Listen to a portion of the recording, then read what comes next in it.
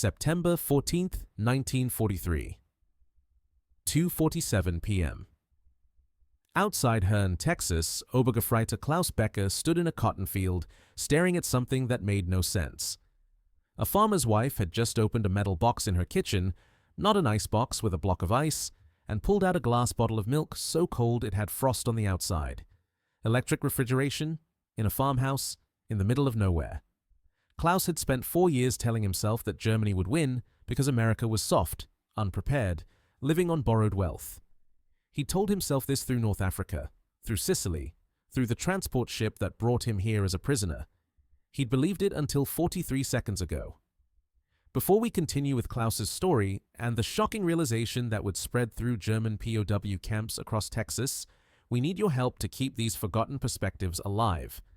If you're already intrigued by this untold angle of the war, hit that like button right now.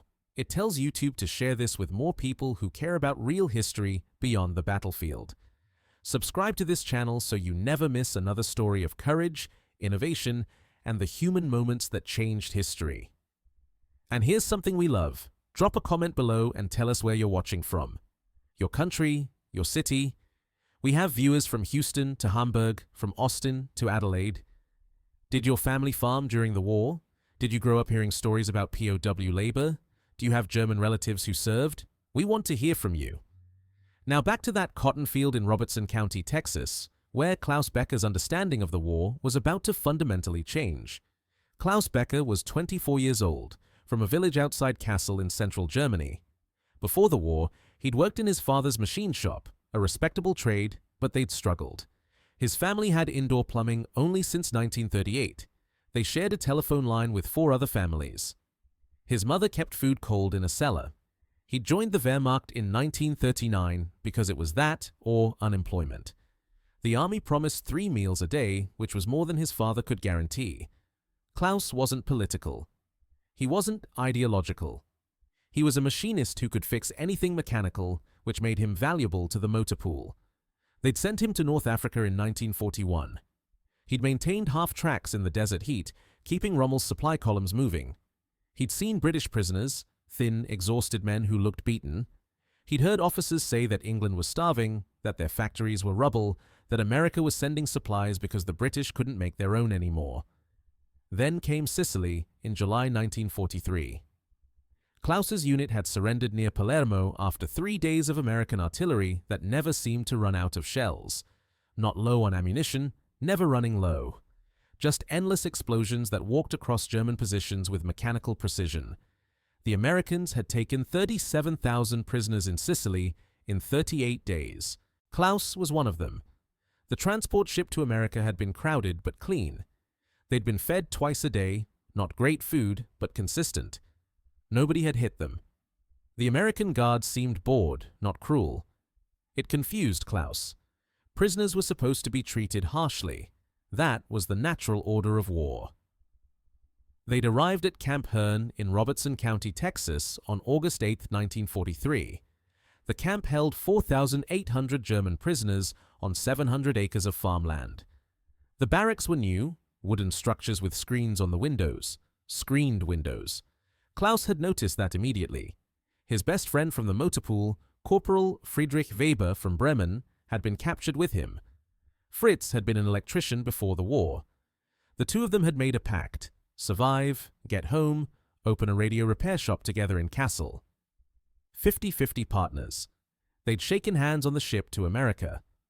Fritz had looked at the American Guards equipment on that first day and said something Klaus hadn't forgotten. "Klaus, look at their boots. Every single man has new boots. Not repaired, new." The Geneva Convention required that POWs be paid for labor. The U.S. Army paid 80 cents per day in camp scrip, canteen money for cigarettes, soap, writing paper. But the real program was the contract labor system. Texas farmers, desperate for workers with so many young men overseas, could contract German POWs through the War Manpower Commission. Klaus and Fritz had volunteered for farm labor in the second week. It was better than sitting in camp. The work wasn't hard for men who'd survived North Africa, and it got them outside the wire. The Hamilton family farm was 840 acres of cotton, corn, and cattle. Robert Hamilton was 52, too old for the draft, running the operation with his wife Martha and their 16-year-old son Bobby. Their two older sons were in the Pacific. September 14, 1943 was Klaus's sixth day working the Hamilton farm. A guard truck dropped off 8 German POWs at 6:30 a.m. and picked them up at 6:30 p.m. 12-hour days. The work was repetitive but not backbreaking. Picking cotton, mending fences, clearing irrigation ditches. At noon, Martha Hamilton had brought lunch to the field. This was standard. She'd done it every day. But today she'd called them to the house instead. It was supposed to hit 98 degrees and she had cold lemonade. The kitchen was bigger than Klaus's entire family apartment in Kassel. That was the first shock. An American farmer, not wealthy, not elite, just a cotton farmer in Texas, had a kitchen larger than most German workers' homes. White tile counters, a gas stove with 6 burners, a sink with hot and cold running water from 2 taps. And then Martha Hamilton had opened the refrigerator. Not an icebox. Klaus knew iceboxes. You put a block of ice in the top and it kept things cool for a few days until the ice melted. This was electric refrigeration. A General Electric monitor top model humming quietly in the corner. She'd pulled out a glass bottle of milk, a plate of butter, a bowl of potato salad, all cold, actually cold. Fritz had been standing next to Klaus. He'd whispered in German, "Mein Gott, that's a compressor refrigerator.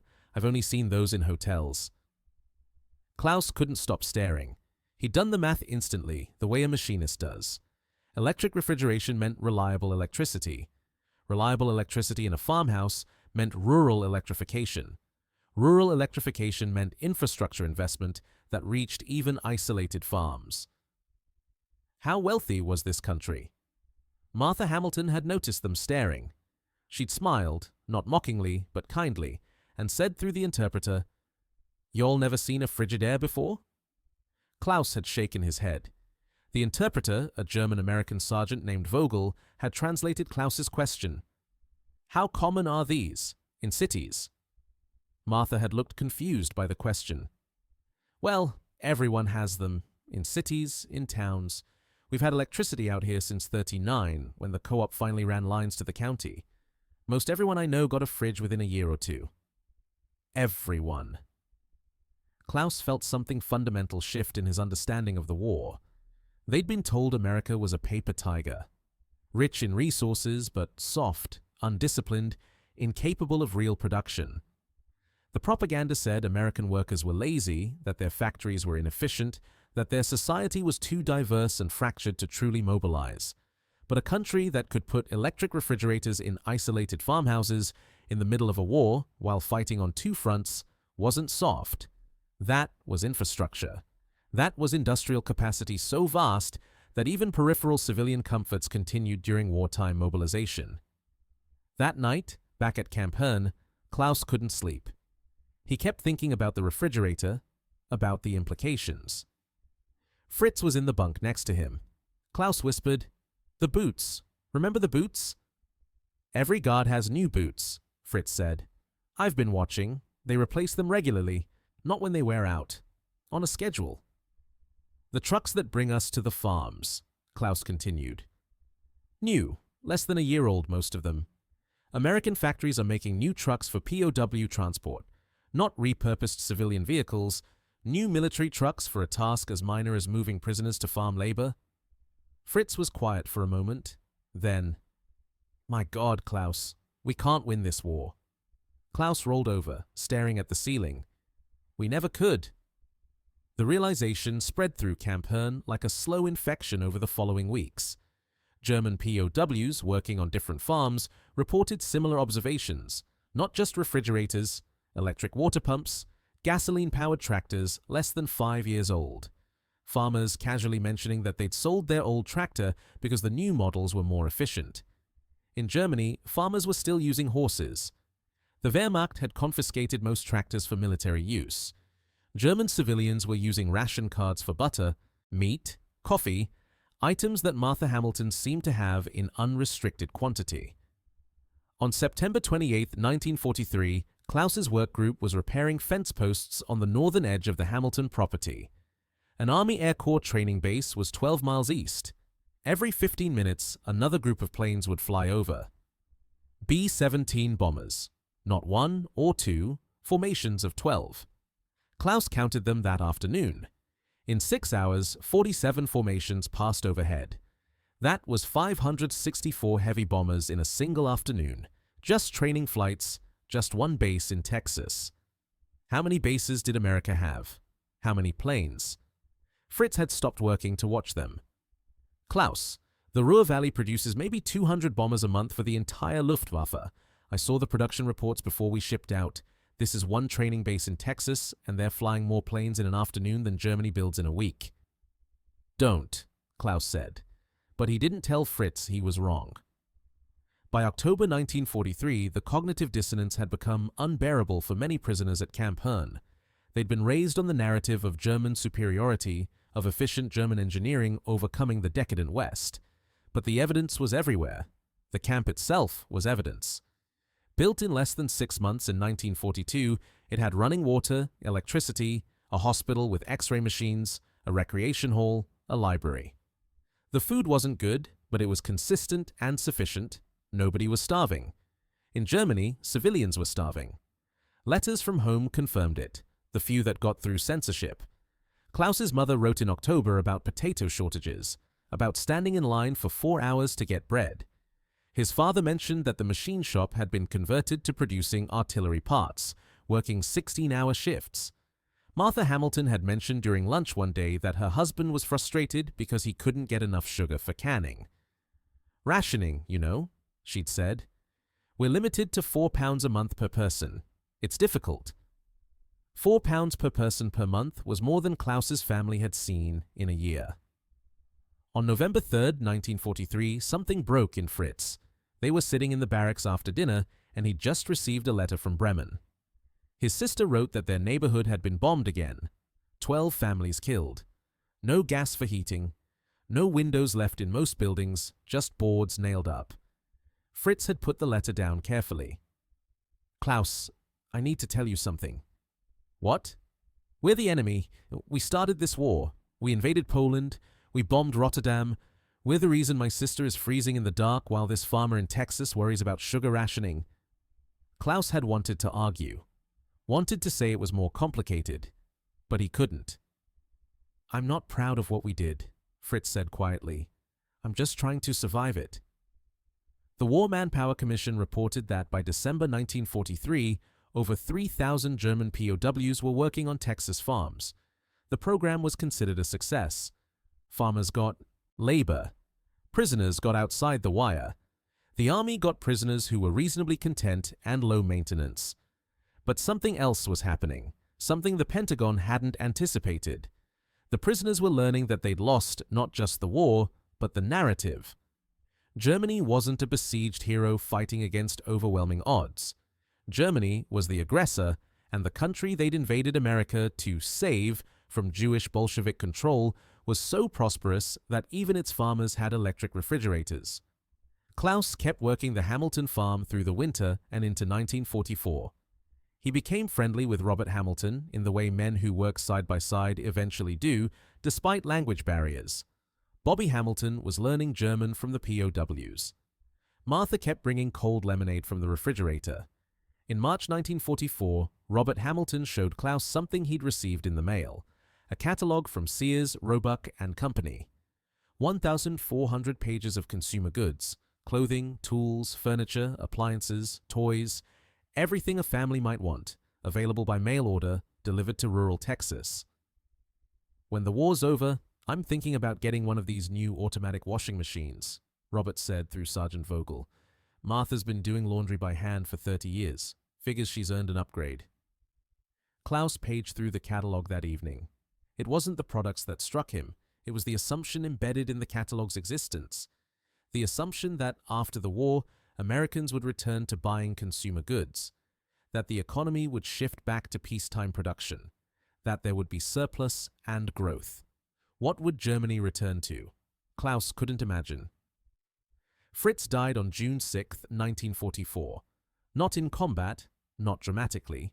He had a heart defect nobody knew about, probably congenital. He collapsed in the barracks just after morning roll call, right as news was spreading through camp that the Allies had landed at Normandy. The camp doctor tried to save him. They had the equipment, but Fritz was dead in 40 minutes. Klaus helped carry the coffin.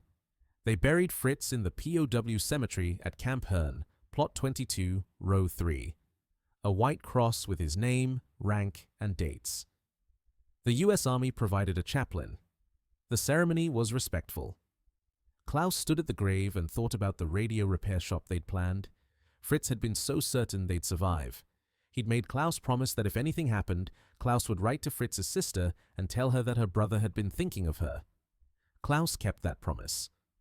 He wrote the letter in November 1944, and it reached Bremen in January 1945. By spring 1945, the war in Europe was ending. Camp Herne received fewer new prisoners. The men already there listened to radio broadcasts and read newspapers. The camp commander allowed it, believing that POWs who understood they'd lost would be easier to manage. He was right. Klaus heard about Hitler's death on May 1, 1945. He felt nothing. Maybe relief, maybe just exhaustion. Germany surrendered on May 8, 1945. Klaus was in a cotton field when he heard. He kept picking cotton. What else was there to do? The repatriation process took months. The US didn't send prisoners back until there was somewhere stable to send them to. Germany was occupied, divided, in ruins. The logistics were complicated. Klaus didn't go home until March 1946. The Hamilton family invited him to dinner the night before he left. Martha made pot roast. Robert gave him $40, 3 months of Klaus's saved canteen scrip, which Robert had somehow convinced the camp administration to convert to real money. "You're a good worker," Robert said. "Helped us get through a hard time. Figure you'll need this more than we do." Klaus tried to refuse. Robert insisted. Martha packed him a box of food for the journey. Bread, cheese, dried apples, 2 cans of Spam. Klaus returned to Kassel in April 1946. The city was 80% destroyed. The machine shop was rubble. His father had died in an air raid in 1944. His mother was living with Klaus's sister in a partially collapsed apartment building. Klaus got work with the American occupation forces, using his English and his mechanical skills. He maintained vehicles for the U.S. Army motor pool. The irony wasn't lost on him. In 1948, Klaus married a woman named Anna, a nurse who'd survived the war in Berlin. They had 3 children. He opened a small repair shop in 1952. Not radios like he and Fritz had planned, but appliances, refrigerators mostly. The business did well. Post-war Germany was rebuilding, and everyone wanted the conveniences they'd been denied. Klaus became modestly successful. Not wealthy, but comfortable. He never talked about the war. When his children asked, he'd say he'd been a prisoner in America, and they'd treated him well. That was all. In 1978, Klaus received a letter from Robertson County, Texas. Martha Hamilton had died at age 88. Her son Bobby, now 51, a lawyer in Houston, had found Klaus's address through a veterans organization. He wrote that his mother had always spoken kindly of the German POWs who'd helped save the farm during the war. Bobby included a photograph. The Hamilton family in 1960, Robert, Martha, Bobby's wife and children standing in front of the same farmhouse. Klaus could see the kitchen window. He wondered if they still had that refrigerator. Klaus wrote back. He told Bobby about Fritz, about the radio repair shop they'd planned, about the day his understanding of the war changed, standing in a Texas kitchen, staring at an electric refrigerator. Bobby wrote back again. They corresponded for years. Klaus Becker died in 1989 at age 70 in Kassel, Germany. His obituary mentioned that he'd served in the Wehrmacht, been a prisoner of war in America, and operated a successful appliance repair business for 37 years. It didn't mention the refrigerator. It didn't mention what he'd learned in Texas. But in a box in his closet, his children found letters from Bobby Hamilton, a Sears catalog from 1944, and a photograph of a farmhouse with a kitchen window. Camp Herne operated from 1942 to 1945. After the war, the buildings were dismantled. The land returned to agriculture. For decades, there was nothing to mark that 4,800 men had lived there. In 2007, local historians in Robertson County established a small museum. They interviewed surviving POWs, collected letters, preserved artifacts. One exhibit features testimonials from German prisoners about their time in Texas. Klaus's letter to Bobby Hamilton from 1978 is on display. The key passage is highlighted. "I learned something in Texas that changed my understanding of everything. I learned that the war was lost before it began, not because of strategy or tactics, but because we never understood what we were fighting against. We thought America was weak. We were wrong. A country that puts refrigerators in farmhouses during wartime is not weak. It is unstoppable." The museum includes a restored 1943 General Electric monitor top refrigerator donated by a local family. A placard explains that this model was common in American homes during the war, representing the industrial capacity and infrastructure that German POWs found so shocking. There's a memorial wall with the names of POWs who died at Camp Herne. Friedrich Weber is listed, Corporal, Wehrmacht Motorpool, born 1918. Bremen, died 1944. Herne. If you found Klaus and Fritz's story moving, if it gave you a new perspective on the war beyond battles and strategy, hit that like button. These human moments, these quiet realizations, are what actually changed history. Subscribe to this channel to hear more stories about the unexpected ways war transforms the people who live through it. And tell us in the comments, where are you watching from? Did you know about the POW labor program in America? Did your family farm during the war? These conversations keep these stories alive. Thank you for caring about the details that textbooks forget. The Hamilton family still owns the farm. 1,680 acres now, expanded over 3 generations. Bobby Hamilton's grandson runs it, using GPS-guided tractors and computer-controlled irrigation. There's a small plaque on the property near where the north fence line used to be. It says, "In memory of the German prisoners of war who worked this land, 1943 to 1945. They came as enemies. They left as men who understood." That electric refrigerator, the one that changed Klaus Becker's understanding of the war, probably worked for another 20 years, maybe longer. Those monitor top models were built to last. It was just a refrigerator. But it represented something Klaus couldn't unsee once he'd seen it. The vast, almost incomprehensible industrial and economic power of the nation he'd been sent to fight. 78 years later, the lesson remains. Wars aren't won just on battlefields. They're won in factories and power plants and rural electrification projects. They're won by countries that can keep making refrigerators while simultaneously building bombers. Klaus Becker learned that in a kitchen in Texas, staring at a humming metal box that kept milk cold. He never forgot it.